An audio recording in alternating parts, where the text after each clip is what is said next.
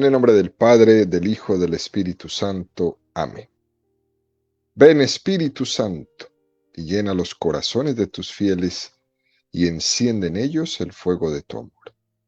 Envía tu Espíritu Creador, y se renovará la faz de la tierra. Estamos estudiando el Catecismo de la Iglesia Católica, su tercera parte, la vida en Cristo. Primera sesión, la vocación del hombre, la vida en el Espíritu. Capítulo primero, la dignidad de la persona humana. Artículo séptimo, las virtudes. Estamos en el segundo apartado de este artículo, donde el Catecismo dedica 18 números al tema que tiene como título las virtudes teologales. El día de hoy vamos a profundizar en los números 1826 al 1828 con el tema la caridad. Número 1826 del Catecismo de la Iglesia Católica dice: si no tengo caridad, dice también el apóstol, nada soy. Y todo lo que es privilegio, servicio, virtud misma, si no tengo caridad, nada me aprovecha. La caridad es superior a todas las virtudes. Es la primera de las virtudes teologales. Ahora subsisten la fe, la esperanza y la caridad. Estas tres, pero la mayor de todas ellas es la caridad. Número precioso este que nos presenta el Catecismo en esta mañana, queridos amigos, y se basa en la epístola a los Corintios, o sea, epístola de San Pablo a los Corintios, en el número 13, capítulo 13, antes de entrar en esa descripción tan impresionante que nos da San Pablo de las características de la caridad cristiana, San Pablo advierte algo que es muy importante para cada uno de nosotros. Sin la caridad no hay nada. Antes de decir que la caridad todo lo puede, todo lo soporta, que no se engríe, él dice, sin la caridad no hay nada. Primera de Corintios 13, 1 a 14. Aunque hablara las lenguas de los hombres y de los ángeles, si no tengo caridad, soy como bronce que suena o címbalo que retiñe. Aunque tuviera el don de profecía y conociera todos los misterios y toda la ciencia, aunque tuviera plenitud de fe como para trasladar montañas, si no tengo caridad, nada soy. Aunque repartiera todos mis bienes y entregara mi cuerpo a las llamas, si no tengo caridad, nada me aprovecha. San Pablo lo que quiere expresar en este capítulo de su carta a los Corintios es que el centro de ese reino de Dios predicado por Jesucristo, la esencia, es la caridad. La auténtica religiosidad que Jesucristo nos revela es aquella que se entiende desde la vocación que el hombre ha recibido para amar. Esa es nuestra vocación, el amor. El hombre ha sido creado por amor y para el amor. Es una persona que ha sido creada por un ser personal, el Padre, el Hijo, el Espíritu Santo. Y lo propio y lo característico de las relaciones interpersonales es el amor. Por tanto, no hay amor en nuestra relación con Dios y con el prójimo. No existe si no está fundado en esto. Si carecemos de lo más esencial, que es amar, entonces no hay nada. Muy bien lo dice San Pablo. Aunque hablara todas las lenguas, ¿de qué le sirve a una persona ser bilingüe en esta cultura donde es tan importante y tan necesario si no ama? Fíjese cómo lo dice, las lenguas de los hombres y de los ángeles. Aunque tuviera el don de profecía, ¿de qué le sirve a una persona profetizar, predicar precioso, si no tiene amor? Y hay una cosa que me impresiona más. Si conociera todos los misterios y toda la ciencia, pero no ama. Y otra más fuerte todavía. Si tuviera la plenitud de la fe para trasladar montañas, es decir, una fe enorme, pero si no ama, nada soy. Aunque repartiera todos sus bienes, todos sus millones, aunque le entregara su cuerpo a las llamas, nada le aprovecha. Qué impresionante. Ningún amor le puede pedir a un siervo, ningún amo le puede pedir a su siervo, ámame. A un siervo, a un servidor, se le pide que cumpla las normas prescritas y ya, pero no que le ame. Nuestra moral cristiana católica no es una moral de siervos. Si nosotros fuéramos siervos, Dios se limitaría a darnos unos preceptos fríos y cúmplelos. Pero no soy siervo, soy hijo. Si nosotros fuéramos siervos y no hijos, San Pablo nunca habría dicho eso de, si no tengo caridad, si no tengo amor, no soy nada. Pero como nosotros somos hijos, por tanto, a un padre sí que le ofende que un hijo no le ame. Quizás puede ser la ofensa más grande que se le puede hacer a un padre, no quererle. Que ese amor que mi padre o mi madre me tienen no sea correspondido desde mí como hijo. Eso duele, eso ofende. ¿Recuerdan ustedes, queridos amigos, esa actitud del hijo mayor en la parábola del hijo pródigo? La actitud del hijo mayor sí que le duele al padre. Aunque externamente ese hijo mayor no haya hecho nada como lo que hizo su hermano menor, en su actitud demuestra que no ama a su padre y tampoco ama a su hermano menor. Porque es que en la relación padre-hijo lo fundamental es el amor. De ahí es que San Pablo dice que si no tenemos amor no nos sirve de nada las cosas que hacemos.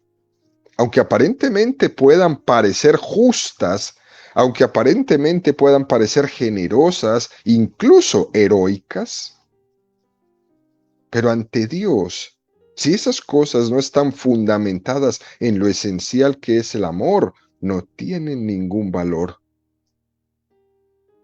Aunque repartiera todos mis bienes y entregara mi cuerpo a las llamas y no tengo caridad, nada me aprovecha.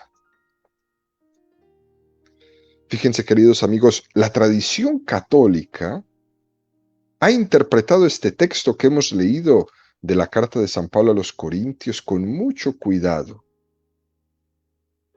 ¿Por qué? Porque podríamos caer en el error de confundir, en cierta manera, la caridad con esa palabra que se llama filantropía. Una persona puede hacer muchas obras buenas y generosas y dar y dar y dar, y sin embargo, no vivir la virtud de la caridad. Por muchos motivos, ¿no? Pero el principal por el cual no vive la virtud de la caridad es porque no está en gracia de Dios. Una persona puede estar en pecado mortal y estar haciendo obras generosas, de hecho las hay y muchas. Pero si no vive la caridad, el amor de Dios, el amor al prójimo, si no hay una conversión profunda en esa persona, ¿de qué le sirve? Es más, ese dar y dar y dar puede ser un refugio. Si la caridad de Cristo no habita en mí, ¿de qué me sirve todo eso? No me sirve de nada.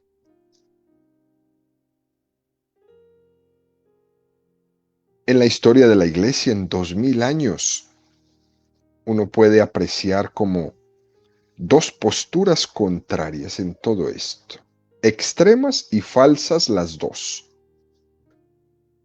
En la consideración de la filantropía, entendiendo por filantropía el amor al hombre, pero por una motivación humana, sin que eso suponga estar en gracia de Dios.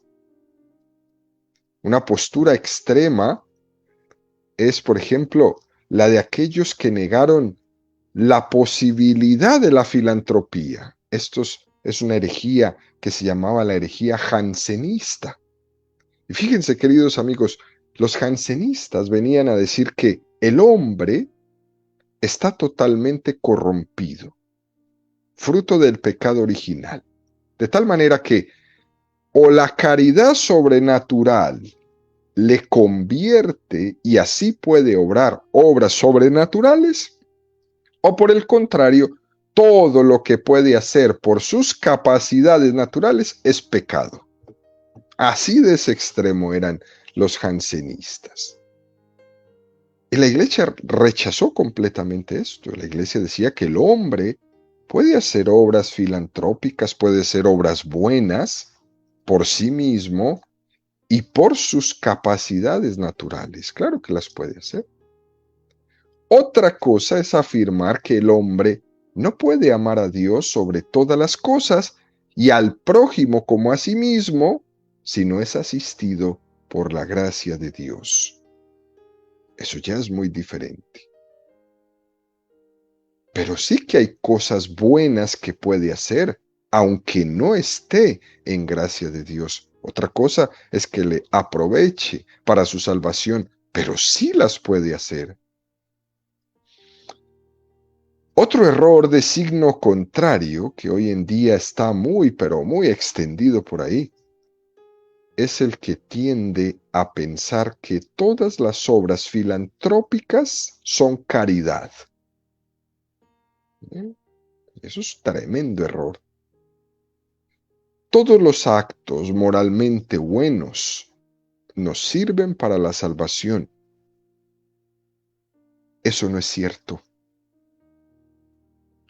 Porque si un cristiano no pone cuidado en rectificar su intención,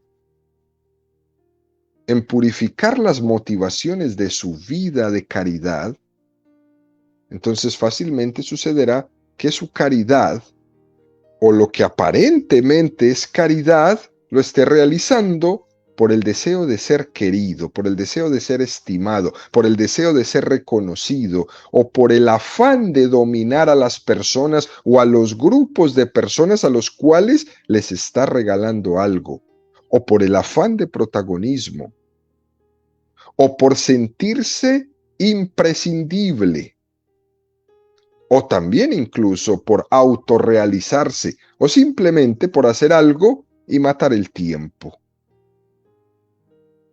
Por eso es tan importante tener este criterio de que no es lo mismo caridad que filantropía. Por eso volvemos y afirmamos, ¿todos los actos moralmente buenos nos sirven para la salvación? No, no todos. Hay que purificar y rectificar la intención de nuestros actos, de nuestros regalos, de nuestras donaciones, de nuestra participación en la generosidad. ¿Por qué lo hago? ¿Por qué dono? ¿Por qué doy? ¿Por qué apoyo una obra? ¿Porque quiero una placa? ¿Porque quiero que me recuerden por siempre? ¿Porque quiero pasar a la historia como el hombre o la mujer más filantrópica del mundo? Lo que quiere decir todo esto, queridos amigos, es que no todas las obras buenas o filantrópicas son salvíficas. En definitiva, ¿no? Que las obras filantrópicas no son malas. Lo que ocurre es que son incompletas porque les falta una motivación sobrenatural, les falta la dimensión de ser salvíficas, que nos dispongan para la salvación eterna, que no solamente se conviertan en un refugio.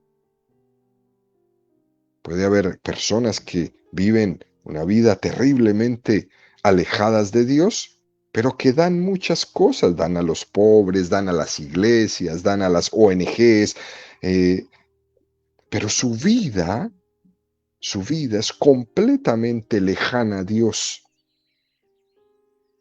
Esas obras no van a ser salvíficas, porque ese acto no va a remediar la actitud que usted tiene de lejanía con Dios.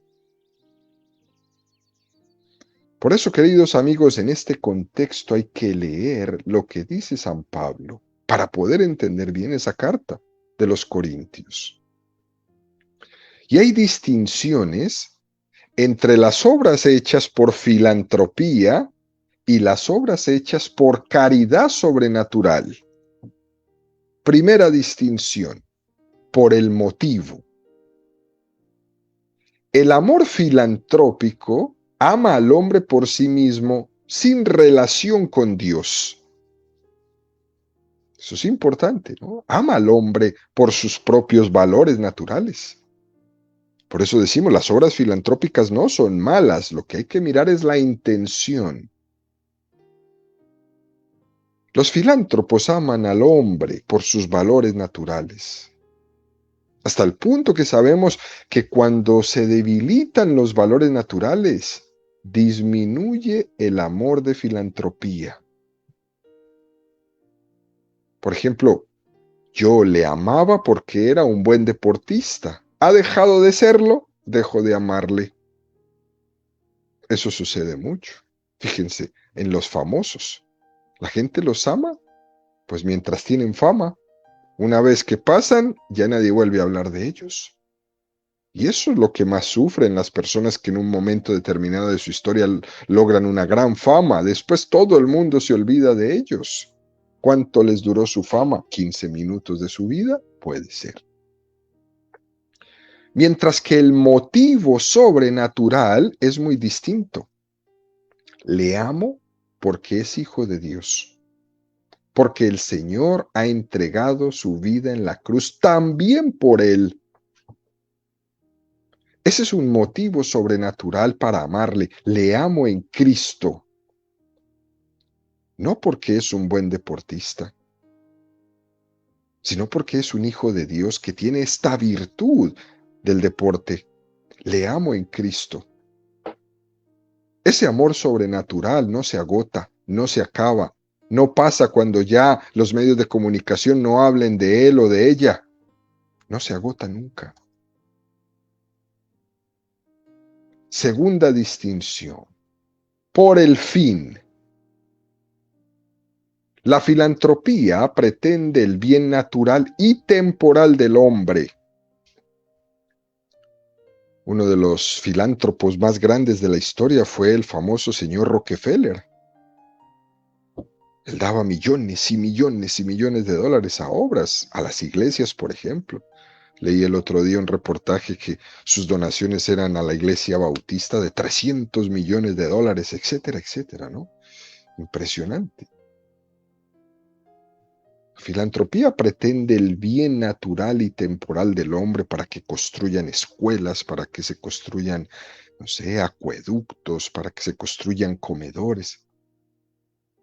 La caridad procura no solo el bien natural, también el bien interno. La caridad procura que el hombre tenga como tesoro no una gran construcción, sino a Dios. La caridad no se puede conformar con la finalidad natural, quitar el hambre y ya, tener un techo y ya. que también es importante tenerlo, claro que sí. Pero todo eso solo será un signo, será un adelanto, serán las arras de ese bien sobrenatural que es llevar a todos los hombres a la vida eterna, al cielo. Esa es la caridad. La caridad no solamente quita el hambre, sino que a ese que le quitó el hambre lo lleva al cielo. No quita el hambre y se queda ya como si hubiera alcanzado su fin. Ahí está la gran diferencia entre el fin de la filantropía y de la caridad. Tercera diferencia, por los medios. La filantropía emplea lógicamente medios naturales, mientras que la caridad sobrenatural emplea medios naturales y sobrenaturales. Por ejemplo, la oración. Normalmente un filántropo no va a orar por nadie. Por ejemplo, los sacramentos son medios para amar. Cuarto, el amor natural se reduce a un círculo o a un sector social ideológico con el que me siento identificado. En cambio, la caridad es universal. Esto es hermosísimo. La caridad no tiene límites de blancos, de negros, de latinos, de asiáticos, de nada. Es universal. Es un amor que es capaz de llegar a personas desconocidas, incluso capaz de amar al enemigo. Un filántropo no. Solo ayuda a quien él considere que es digno de ayudarse.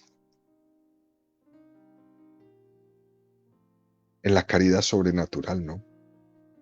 Es capaz de darle comida a su enemigo. Como decíamos en una de las catequesis anteriores, es capaz de antes de ser fusilado ir a darle un abrazo a aquel que va a disparar contra su cuerpo. Es capaz de decirle, lo primero que haré cuando llegue al cielo es pedir por ti.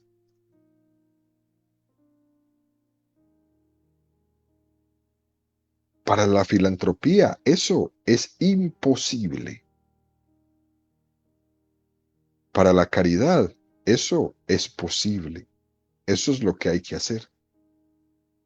Rompe todos los esquemas. Una cosa preciosa. Quinto, por el premio. La filantropía, que está privada de la gracia de Dios, sus obras nunca serán salvíficas. Mientras que las obras hechas con caridad, todas tienen un valor salvífico. Mateo 10:42.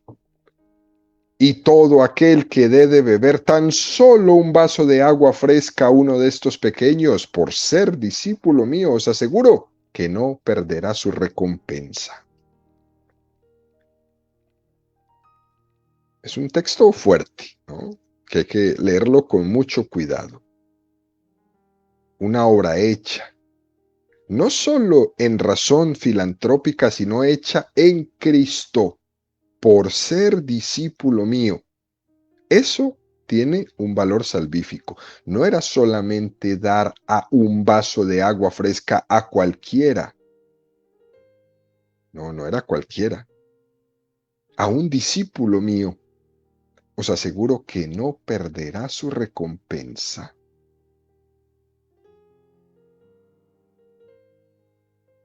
Si no tengo caridad, no soy nada.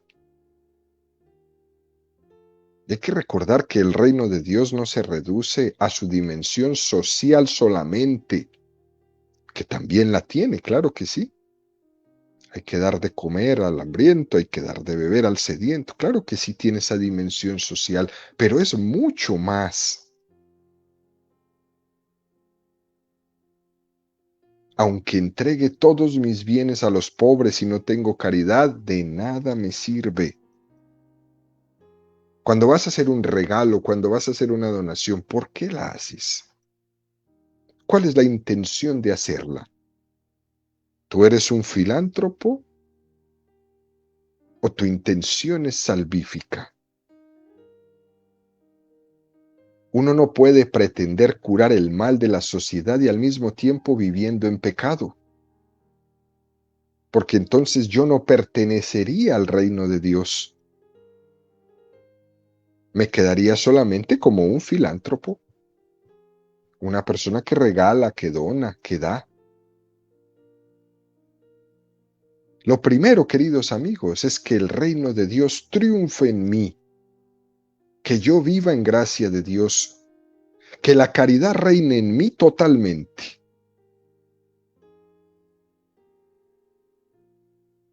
Por tanto, aplicar la caridad bien entendida empieza por mí mismo. Es decir, por yo aplicarme el primer acto de caridad que tiene que ser yo vivir en gracia de Dios.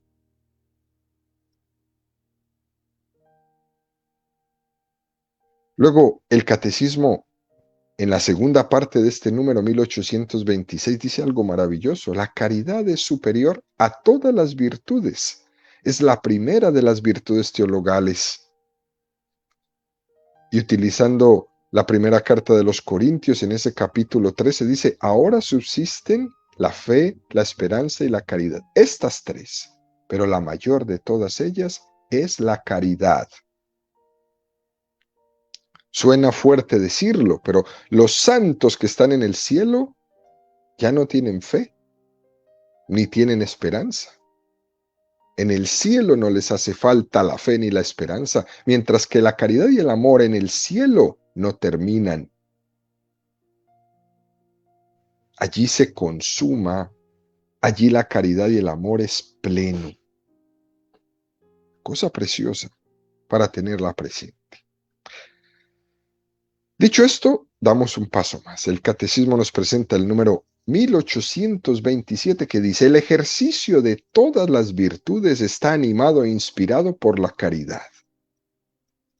Esta es el vínculo de la perfección. Es la forma de las virtudes. La caridad las articula y las ordena entre sí. La caridad es fuente y término de su práctica cristiana. La caridad asegura y purifica nuestra facultad humana de amar, la eleva a la perfección sobrenatural del amor divino. Qué número tan bello este. Es un tema que ya hemos ido tocando. Pero bastaría, queridos amigos, con insistir en que la caridad activa el resto de las virtudes. Todas las demás obras deben ser hechas en caridad. Como dice la primera carta a los Corintios, capítulo 16, 14, haced todo con amor. Hasta el punto de que el mismo catecismo le llama a este número, en este número, la forma de las virtudes. Es la forma de hacer las cosas. Uno podría ejercer la virtud de la fortaleza bajo la forma de la caridad o también con otras formas. Y nosotros entendemos que la virtud de la fortaleza, por ejemplo, tiene que estar informada por la virtud de la caridad. Por eso la virtud de la caridad impera y mueve las demás virtudes, las finaliza, les da mérito. Sin la virtud de la caridad, las demás virtudes no tienen mérito. Y hay que ver que existen síntomas de que a veces esa caridad nos quedó corta, como que nos quedó imperfecta. Y hay determinados signos que nos indican esto. Uno de ellos, por ejemplo, es cuando hay una escasa universalidad en la caridad. Fíjense bien, queridos amigos. Cuando la caridad no sabe amar a todas las personas, ahí nos damos cuenta que faltó caridad. Cuando solamente nos enfocamos en nuestro grupito, ahí faltó caridad. Aquí cuando trabajamos en comunidades multiculturales, cuando solamente vemos nuestra comunidad pequeñita o nuestro grupo de personas por el color o por la lengua o por la procedencia, nos falta caridad. En las comunidades, cuando no se entienden entre unos y otros, porque no se entienden en su lengua, ahí nos falta caridad. Cuando nos reunimos en nuestras comunidades para ver si podemos ponernos de acuerdo, lo primero que tiene que existir en las comunidades tiene que ser la caridad para poderse sentar a ponerse de acuerdo. Cuando falta universalidad en la caridad está incompleta. Es un signo de que la caridad tiene poco de virtud teologal y posiblemente podamos confundirla con filantropía, y hay comunidades que le abren la puerta, no sé, a las comunidades migrantes porque se creen que son filántropos, pero no los aman. Les prestan un salón, les prestan la iglesia para que celebren una misa, pero no los aman. Hay escasa universalidad en el amor y aquí tenemos que trabajar mucho. Esa tiene que ser nuestra tarea. Estas comunidades multiculturales, que nos amemos desde la caridad, no desde la filantropía. Si me abres la puerta para que yo entre con mi comunidad, no es porque me estás haciendo un regalo. Si me abres la puerta, es porque me amas. A eso hay que enseñar en nuestras comunidades. Segundo signo, cuando hay una escasa gratuidad. Cuando vemos que la caridad puede tener muchos elementos de egoísmo, de amor interesado o de búsqueda de cierta gratificación, ahí hay un signo. Hay una escasa gratuidad. Y hay que purificar también esa intención, queridos amigos. Tercero, cuando se invierte el orden lógico que debería tener la caridad. Por ejemplo, cuando alguien es muy generoso y alegre con los extraños, pero duro y frío en su casa. No, hombre, con los amigos es la persona más amplia del mundo. Con sus hijos es el más miserable que existe. Segurísimo que esa aparente caridad que tiene con los de afuera, eso no es caridad. Eso nomás era interés de quedar bien ante ciertas personas. Pero con los que ama, con los que le aman, es un mezquino. Frío, duro, poco generoso, incomprensible, manipulador. Eso no es caridad. Debería ser igual de generoso con los cercanos, con sus hijos, por ejemplo, así como es con sus amigotes. Eso es un signo grande, queridos amigos, para tenerlo presente. Y el cuarto y último, cuando tiene una excesiva conformidad con tu propio carácter. Ese es otro signo tremendo. Alguien que es muy trabajador, pero que en otras facetas de su relación con los demás no tiene la mínima disposición. En su trabajo sube, baja, hace, deshace, pero en cualquier otro lugar no me pidan nada porque yo no hago nada ni ayudo en nada. Esos hay muchos, o habemos muchos. Y por todo esto, queridos amigos, es importante trabajar en la purificación de la caridad para que sea auténtica la caridad que nos mueve, que nos impulse, que nos da sentido, que conforme nuestra vida con el resto de todas las demás virtudes. Si soy generoso, es por la caridad. Si soy delicado, es por la caridad. Si soy alegre, es por la caridad. Que sea la virtud de la caridad la que dé sentido y la que conforme toda nuestra vida. Por último, nos presenta el Catecismo, queridos amigos, el número 1828 que dice: la práctica de la virtud moral, animada por la caridad, da al cristiano la libertad espiritual de los hijos de Dios. Este no se halla ante Dios como un esclavo, en un temor servil, ni como el mercenario en búsqueda de un jornal, sino como un hijo que responde al amor del que nos amó primero. Después nos va a regalar un texto de San Basilio que es precioso, pero que además es muy atrevido, porque nos ayudará a discernir cuál es el motor de la vida, el motivo formal, el motivo último por el que yo sigo a Jesucristo. Y dice San Basilio: o nos apartamos del mal por temor al castigo y estamos en la disposición del esclavo, o buscamos el incentivo de la recompensa y nos parecemos a mercenarios, o finalmente obedecemos por el bien mismo del amor del que manda, y entonces estamos en la disposición de hijos.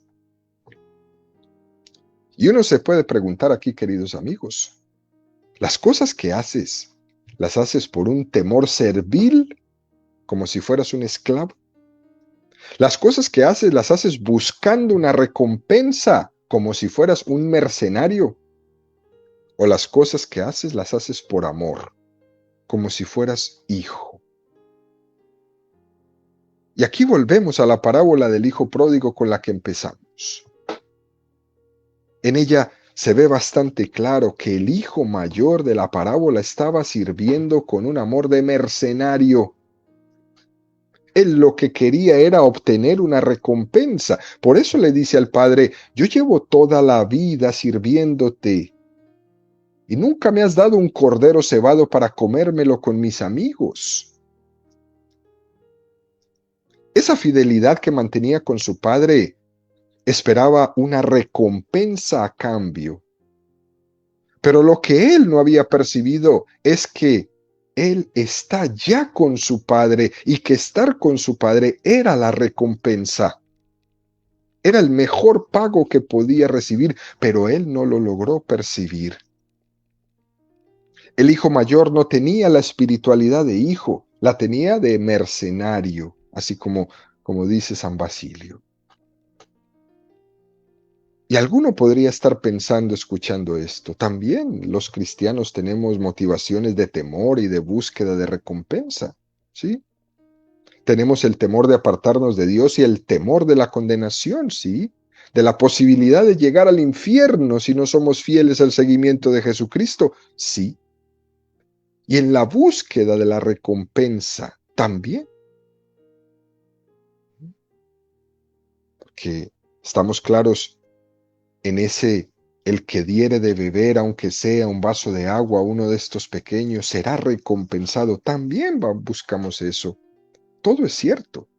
Pero al mismo tiempo, queridos amigos, tenemos que decir que el temor de Dios y esa espera de recompensa por la virtud de la esperanza en la espiritualidad del cristiano, ambas están integradas en la motivación principal y fundamental, que es el amor.